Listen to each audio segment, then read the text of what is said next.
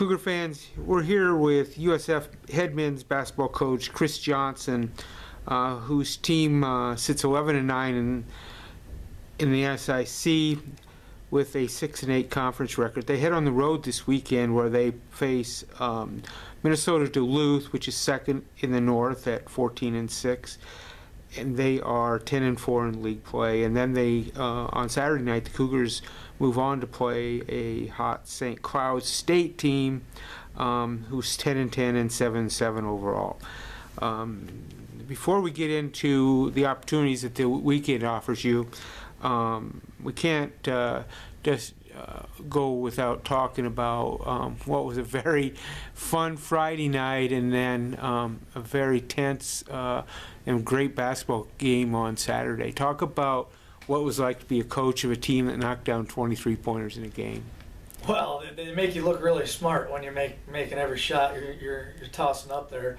I just thought it was fun to see the guys share the ball, get rewarded for it, and then guys knock down shots when we were making the right plays offensively.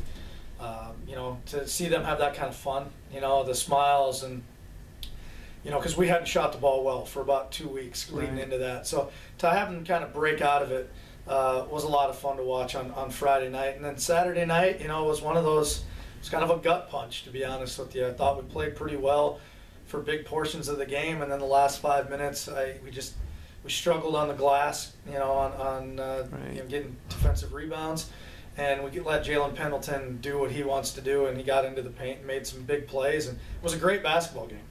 And against a really good team, one you wish you could have found a way to win, but certainly thought we played probably better this weekend than we have here for the last couple weeks, and so that's a positive sign. And to do that without Daniel hurt, I thought showed that the guys were willing to step up, and when we get him back, hopefully soon, then you've got a chance to keep building on that. Clint Thomas is one that had a really good weekend. He hit 7 threes. Freshman Drew Giebert hit 5 on Friday night, and Mac Johnson had 4. He had 4 players with 2 or more. Jared Mays joined with the group. He had 2 out of 3 attempts. It was a pretty special night for him. Then I'm moving on to Saturday. Drew and Mac both got double figures again, but Clint Thomas hit 4 more threes. He was 11 of 19 on the weekend. So had to be good to see the junior from Idaho come up with some big shots for you. Yeah, and Clint, it's not like Clint was struggling. He just wasn't getting as many looks, as many opportunities. People had done a pretty good job of taking him out of some situations. And, just the way it worked, it's probably the best weekend he's played in our league, on both sides. Because, when he has, I was 22, I think, on Friday night, everybody forgets he has 8 rebounds, and he's a guy, he's our best rebounding guard, has been all year. And so to watch him, have kind of a bounce back, to watch Jared Mays have a bounce back coming off of a weekend, where he was injured and didn't play a lot and it wasn't going great, to see his maturity and kind of bounce back on the weekend was really nice to see as well. Yeah, Jared had the double figures both nights. Clint and Drew and Mac, all 4 of them had solid weekends for you. Now moving on,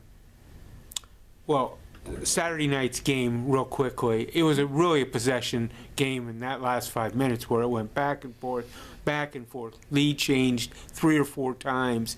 So it was a good, anybody was there, I mean, it was really an intense game. It's good to have those kind of games for your team, isn't it? It is. I mean, we're not probably dynamic enough offensively. We're going to just, not normal nights, going to run away and hide from people. So we're in a lot of those types of games. And I thought we did a great job of getting initial stops during the last 5 minutes. We just gave up old board after old board, and now you're putting a lot of stress on your defense. I thought we executed offensively down the stretch really well from the 5-minute mark probably until the 30-second mark. And then a couple things went awry there late. But I just like to see the fight out of our guys, our willingness to compete every night out, and coming off a weekend where that wasn't necessarily the case. It was really nice to see. Well, you had a shot. You had a drive to the basket that just came up a little bit short. The ball rolled away from the rim, which would have given you a 3-point lead against Minnesota State. And, I mean, nobody was hitting threes in the second half. There was 1 by each team. So, I mean, that was really good because defended the ball really well. Now, talking about defending the ball, you're going to have to do that this week. You're going to play two teams that really can shoot it, especially from three-point range. Duluth's one of the league leaders. I think they're in the top 5.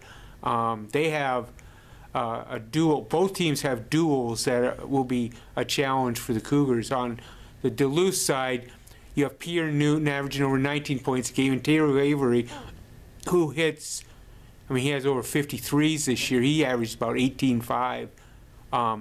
Well, how do you approach Duluth? Well, and then you add in Brandon Pineda, who's averaging Right. 15 points a game, and those three guys have taken 64% of their shots on their whole roster. And those guys are good, really good players. Taylor Lavery, high IQ, really shoots it well, crafty guy, can score in a lot of different ways. Pierre Newton, just a big-time athlete that can slash to the rim, and he can make an open three as well, but physically can kind of be imposing at that guard spot. He's about 6'5", probably 200 pounds, real good athlete. So, and then Pineda's about a 6'4", undersized four-man who can do both. He's hit 23 threes on the year. He's their leading offensive rebounder. You know, they present a lot of challenges. They've only lost once at home all year, and that was last Friday night to Minot. Just one of those games is kind of aberration. I'm sure, you know, as far as the total score. Not that Minot went in there and beat them, but just the score.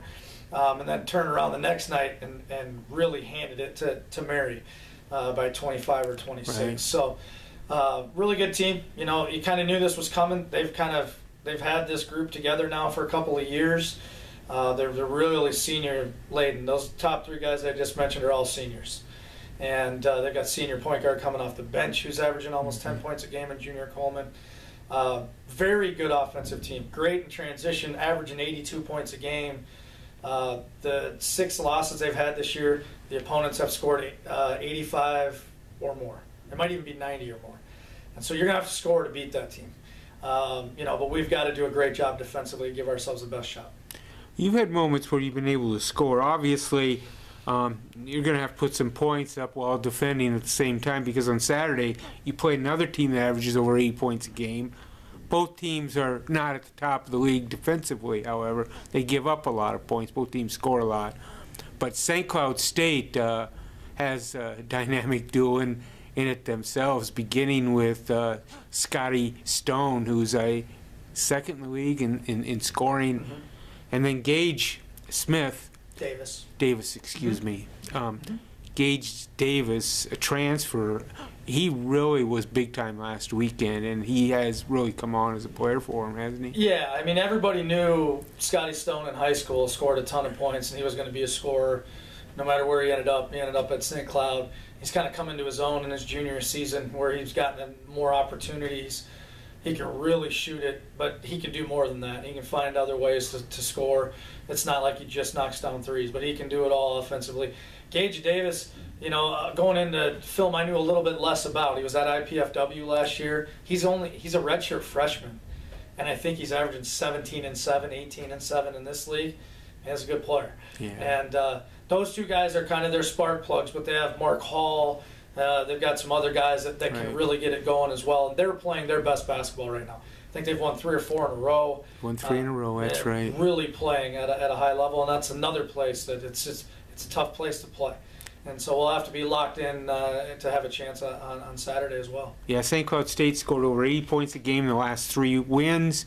One of those games they went over 100. So, yeah, it's going to be quite a opportunity for you to get it going, and you want to get back on the winning track. I mean, the Friday night win tasted good, and so how do you feel about going on this road trip now? Well, winning on the road in our league is hard, no matter who you're playing, and we're playing 2 really good teams.